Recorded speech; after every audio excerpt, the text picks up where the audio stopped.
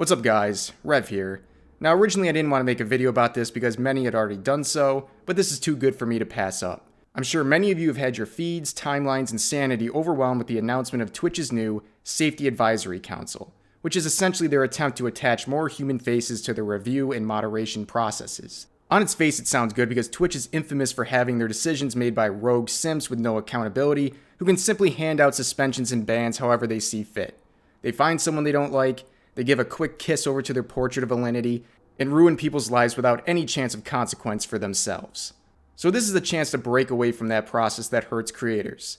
Now they listed members of this dystopian and Orwellian named Safety Advisory Council, but I don't care about the supporting cast of this sitcom. I'm of course interested on the main protagonist, the one the internet has dubbed the Deer Girl. Let's keep in mind this person will make decisions that could potentially ruin people's lives. And I'm going to show you a few clips of her that have been making the rounds on the internet. Now I have to say this as a disclaimer because there's people who want to make an agenda out of this sort of thing. What I say has nothing to do with the fact she's a woman, trans, or whatever. And quite frankly, my problem is not directly with her, but with Twitch for being so tone deaf enough to hire someone with her track record. Let's have a look. Can't get rid of me. Twitch is endorsing me, and there's nothing you can do about it. So I'm just gonna dance to your sad tears. I'm just gonna drink your tears. So this is the dark night of Twitch that will protect people from harassment. The kind of person who is dabbing on people because she feels immune to punishment due to her privilege as a member of the Safety Advisory Council. Anyone who has any experience with Twitch knows how snobbish this is. Literally dancing around acting like a fool while other creators on the site get arbitrarily banned for the most benign things. Honestly annoying.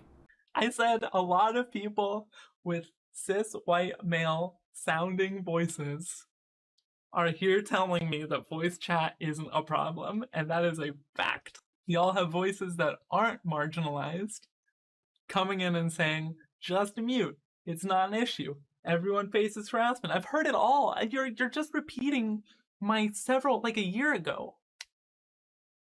The only way to have a level playing field at the highest level of play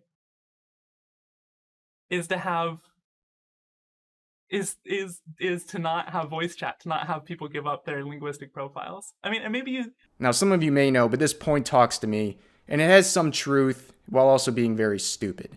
Do women get blasted the second they speak in any sort of group chat for a game? Yes, and it's pathetic and weird. But on the other hand, most games require vocal communication, and honestly, that aspect is a huge bonding and social experience for people.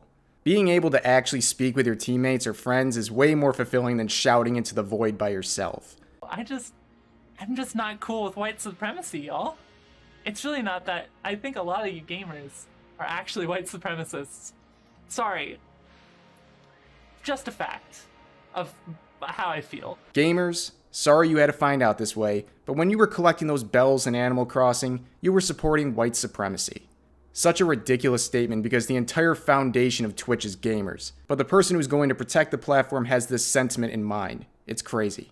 Now I'm going to sum up things with one final clip, and it's a doozy. Hi, I'm a deer. Ooh, ooh, Twitch hired me. Rawr. That's deer speak for a lot of you gamers are white supremacists. We need less cis white men in the world. Sorry, that's just a fact of my feelings. Ooh, ooh, ooh, it's time for lunchtime.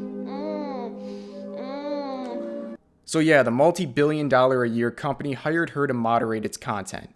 Honestly, I feel bad for the people who do Twitch as a job. Having someone like this control your livelihood, it's honestly terrifying. That's really all I have to say about this. Such a bad look for Twitch to send her a job with the history she has. But whatever, we shouldn't be surprised at this point. It's beyond parody level. See you guys next time.